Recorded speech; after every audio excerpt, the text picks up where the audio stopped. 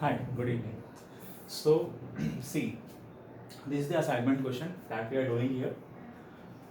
So this is the exact figure that we got in the assignment question, and there's a probability that we get a same kind of a question in the final exam also, right? So important. This is important, right? So first, what we need to do here is we need to calculate the, we need to segregate the frames out of it. Okay. So this is calculation of DH parameters. DH is nothing but Danavit, Hartenberg, of course the scientist name, and its parameters. So what are the parameters that we need to calculate over here is it's nothing but theta, alpha, R and D, out of which theta and alpha are rotational parameters. Similarly, R and D are translational parameters. Fine. See, of course, this is all about robotics. So translational means, see, a robot arm may work like in a translational motion or maybe in a rotatory motion. So accordingly, we have these two parameters, translational and rotational. Chalo. So next thing is how to segregate the frames out of it. So how many frames do we have here? See, Z1, Z2, Z3, Z4 and Z5 is not given but XY is given. That means we have 5 frames starting from Z1 till Z5. Fine. So the next thing is, see, you can see one thing that we have been given this rotation angle. Sorry, rotation direction. Angle is also given as theta1 and the direction is both the sides. Means we can take Z1 either on upper side or on the lower side. Basically, Z axis is always taken in the direction of movement. Okay, for example, if we have a cylinder, okay, and which has a translational motion only in a, only at below side, right? So the Z axis will be here, and x axis is always perpendicular to Z axis, right? So x axis could be here, could be here, could be here, and could be here. This is what this is. See, of course it is 3D. So this is taken as into the paper, like into the board, and this is taken as out of the board. Fine. Just as we have this right hand rule, right? Right hand thumb rule. So similarly, we can take these things. Of course, x can't be here because this will be 180 degree to z, which is of course not possible, right? So we'll draw frames out of it. So first one is, see, what we can do is we can make it like this is nothing but z1. Fine. X1 is given as this. Some direction is already given, so we need not worry. And see, and how to calculate y axis when z and x is there. So keep your thumb along z direction, keep your index finger along x, and the direction of middle finger will give the direction of y axis. So this is going in. In means this. This is y1. Got it? Similarly, we'll draw the other frames also. Say again Z2. See, one thing to note here is Z1 can either be here, means can either be upward or downward, because see it can rotate in both the directions. If it is only in right direction, then it will only be upwards. If it is only in left direction, it will always be downward. But since it is in both the directions, so we can take it like it's our wish, it's our own wish how you wanna take it. Fine. So Z1 is this. Again Z2. Z2 is again given as this is Z2, this is X2. So again Y2 will be nothing but here. Fine. Now Z3 and Z4. Oh, one important thing is,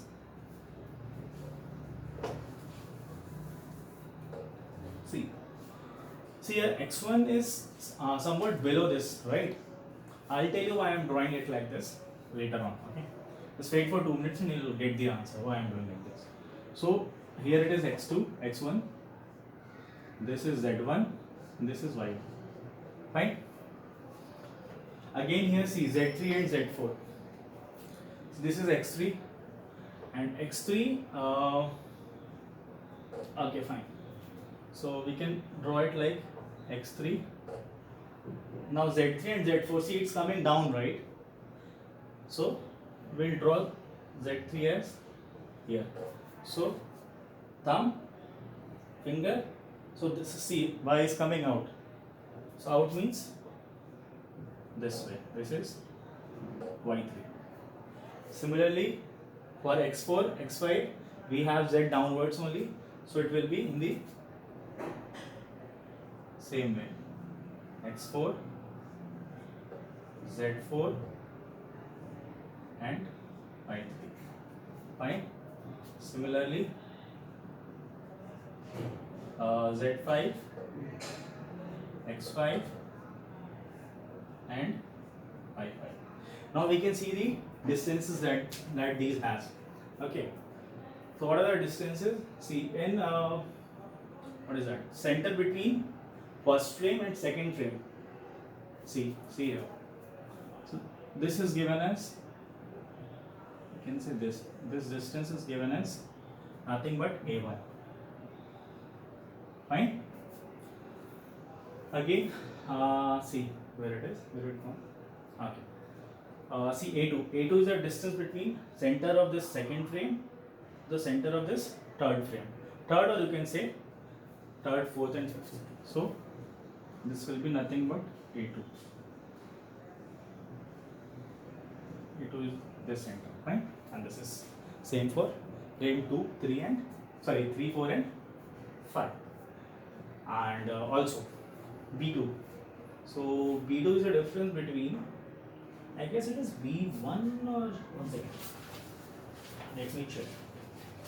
Let me check the question. It is B1, sorry. It's B1, sorry. It's B1, ठीक है? So B1 means, see, this block is nothing like the width of this box is similar to width of this box. So we can take this distance as this distance also. Means distance between these two centers can be taken as B1. Fine. Again, B3 is the distance between the centers of frame 3 and frame 4. Frame 3 and frame 4. Distance is nothing but B3. Similarly, B4 is between 4 and 5. So this is 4, B4, B5. Fine. And one more thing is theta 4, which is given on Z2. Sorry, Z4. So it is theta 4. This is given as theta 1. This is given as, sorry, it's very hot here actually, so see, I'm full of sweating like anything. So this is the thing, okay. Fine. So I'll rub all these things and then we'll see the second part of it. So you got this diagram, this frame. Now we'll calculate all these parameters like theta, alpha, r, and d for all these 5 frames. These are between the frames. So we'll have 1, 2. See, the number of times that we need to calculate these parameters are less than the 1 less than the number of frames. So we have 5 frames, so we have to calculate it for 4 times.